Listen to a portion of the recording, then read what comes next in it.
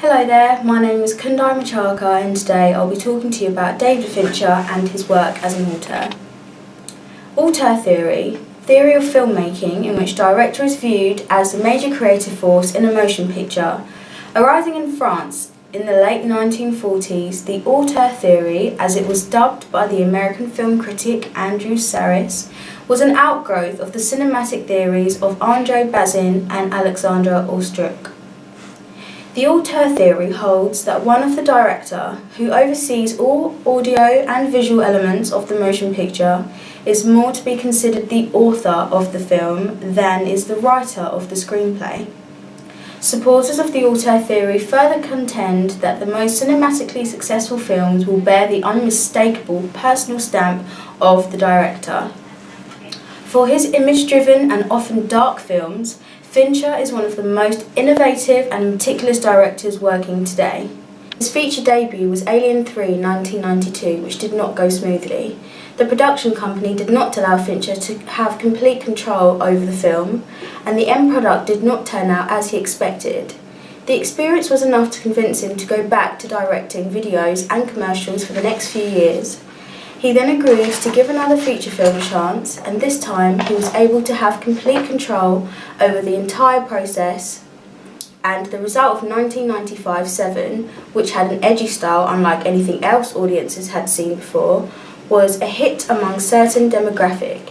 His next film was The Game, 1997, which critics liked but the audience didn't. His next film, Fight Club, was even more controversial than Seven. Great. The genre that David Fincher is always drawn to and uses are thrillers, dramas and mysteries. Drama in film means series presentations or stories with settings or life situations that portray realistic characters in conflict with either themselves, others or forces of nature. A dramatic film shows us human beings at their best, their worst and everything in between. Thriller in film means a genre that evokes and revokes around anticipation and suspense. The aim for thrillers is to keep the audience alert and on edge of their seats. The protagonist in these films is set against a problem, an escape, a mission or mystery. Mystery in film means a genre of film that revolves around the solution of a problem or a crime.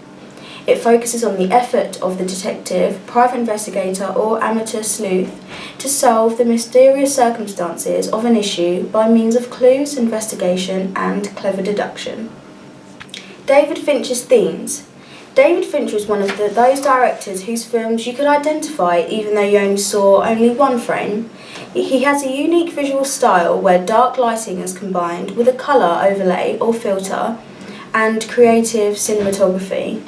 Most importantly, the colour palettes of his films are all very similar. It's black with some other colour, usually gold or blue. These colours usually have some sort of symbolism that is related to the topic of the film. In Fight Club, the colours are black and blue, just like the bruises as you get as a part of the titular club. In Zodiac, the colours are black and yellow. The yellow is used to show warmth, like during daytime when it is safe from the killer, whereas black is the darkness, like night when he strikes. In The Girl with the Dragon Tattoo, the colours are black and icy blue, just like the cold setting of the film. Some of these similarities are the recurring dark hues in which David Fincher uses in his films. They all match to the genres of the film to create that tense, thrilling and action-filled atmosphere. In Seven we see David Fincher's second effort at feature filmmaking called A Storm, and it was one filled with melancholic grime and depressing endings. The style which he's so famous for, including something about a box and what was in it, his meticulous and super effective ways of adding mystery and suspense to a film.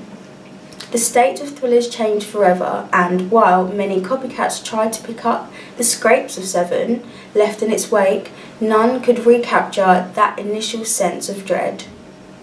Fight Club. The sound that David Fincher used in Fight Club. At first, there is no background music at all, which grips the audience, a frequent connotation of a thriller as it is building tension as for what's to come. There is also a heightened sense of sound, which is typical for a thriller also. Though the use of dialogue, we find out a lot of background information on our central protagonists, Somerset and Mills, setting the scene. Mise en scène.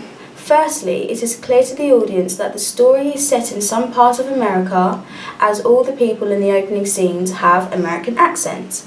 The costumes and hairstyles alone give out many signals about what the characters will be like personally, wise in the film, and what roles they'll play. Lighting. Overall, not a lot of lighting is used in the opening scenes of the film. The most lighting is used when we go to Somerset's house, backing up previous assumptions that he will be the film's hero. This is because light has connotations of goodwill and bravery, and Somerset's character is surrounded by it when he is first introduced to us. The lighting is harsh and barely used at all in other scenes. For example, when Somerset is walking down the street with Mills, there is clear use of pathetic fallacy. Fincher's 10th film, Gone Girl, is based closely on Gillian Flynn's best-selling 2012 novel, which used a page-turning plotline, the sudden disappearance of a smart, pretty married woman called Emily Elliott Dunn, Rosamund Pike, to unpick the modern mania for presenting a perfect version of ourselves to others, even as the truth roils and bubbles underneath. In Fincher's hands, the smart but arguably undisciplined story becomes something even wilder and yet preservedly also more controlled. A neo-noir thriller turned on its blood-splattered head. Here is homme rather than femme, who has the fatale aura, and what comes out of the past only serves to further cloud the murky present. But above all, it is a delicious exercise in audience baiting. What begins as a he-said-she-said story of mounting murderous suspense lurches at its fulcrum into the kind of hot mess Brian De Palma might have cooked up 20 years ago in his attic. The scenes are stern and crisp, underscored not with music but with dust-dry buzz of air conditioning and fluorescent light. The film shuttles between these two time periods, and Fincher's masterstroke in another making of an entirely true but untrue film. The director was so adept in creating concerningly plausible fictions, he knows exactly which details to tweak to throw the balance just that slightly off. And finally, The Social Network. Fincher's cold, austere tone was energised by Aaron Sorkin's fast-paced, witty dialogue, and Sorkin's grandiloquent verbiage was grounded by Fincher's realism. In some ways, the movie is highly stylised and yet indisputably honest when it comes to the characters' stakes, environment, and tension of the story. The facts may be in dispute, but this much is true. The Social Network is one of the defining works of the 21st century. The film being described including elements of it that are as old as storytelling, friendship and royalty, class, jealousy, betrayal, all those kind of things that were being written about 4,000 years ago.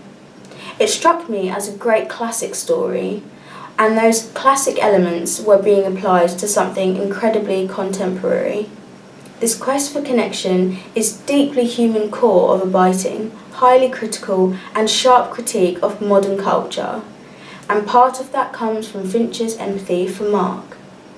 Within this film, David sticks to his themes, including his slightly sepia hues and echoey yet thrilling undertone, which always successfully grabs the audience's attention and keeps them held in suspense.